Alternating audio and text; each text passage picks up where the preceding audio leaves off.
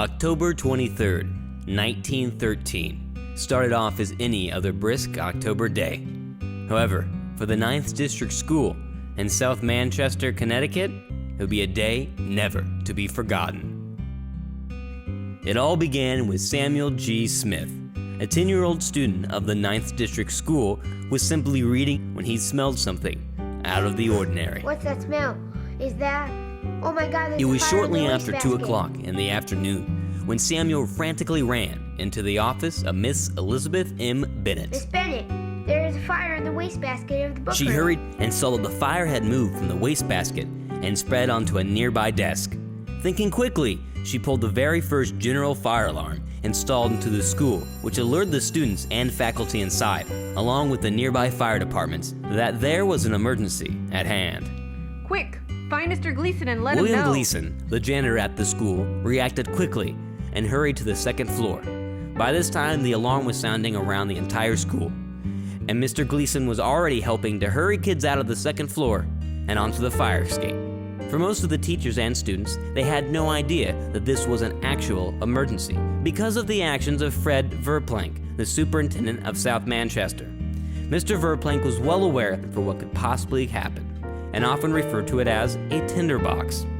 So he conducted fire drills on a regular basis, almost 2 to 3 times a week, in order to prepare everyone for what could possibly happen. And his preparations are what potentially saved the lives of 1,000 students.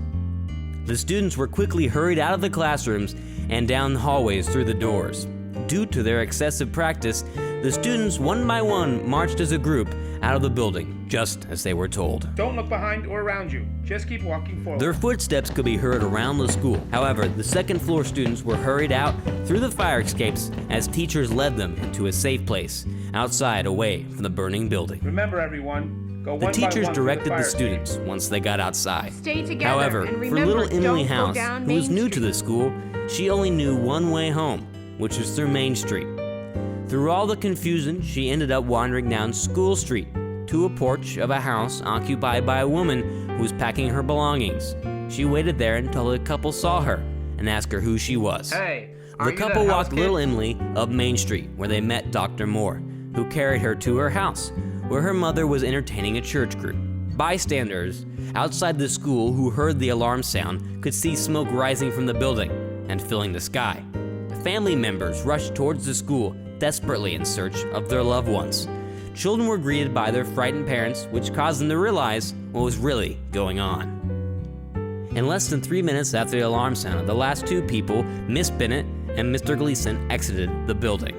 In that time, they successfully evacuated an estimated 1,000 students, along with all faculty members. Within 30 minutes, the fire had pushed back every fireman 200 feet up the building. Since the firefighters were connected to every hydrant in the surrounding area, it caused the water pressure to be excessively low. As the fire grew bigger and bigger, flames spread to nearby businesses and homes. The Salone family house was the closest to the fire. Young Lucille Salone recalled her father hosing down the shingles of their house. Finally, after over an hour, the flames that threatened multiple homes and businesses died down into a few small burning piles. Long after that, the remains of the school continued to smolder due to the coals within the basement.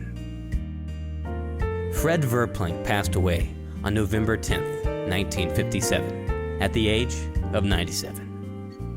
Because of this man's preparation and smart thinking, a large number of students have their lives to thank him for.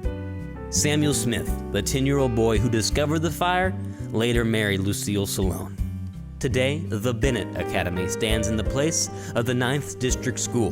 The school was named in honor of Elizabeth M. Bennett, the teacher who pulled the alarm and alerted the whole town. Her quick actions helped save the entire student body, along with surrounding houses and businesses.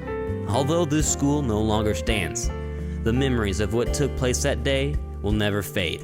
The miracle evacuation of almost 1,000 students in less than 3 minutes is something not easily forgotten.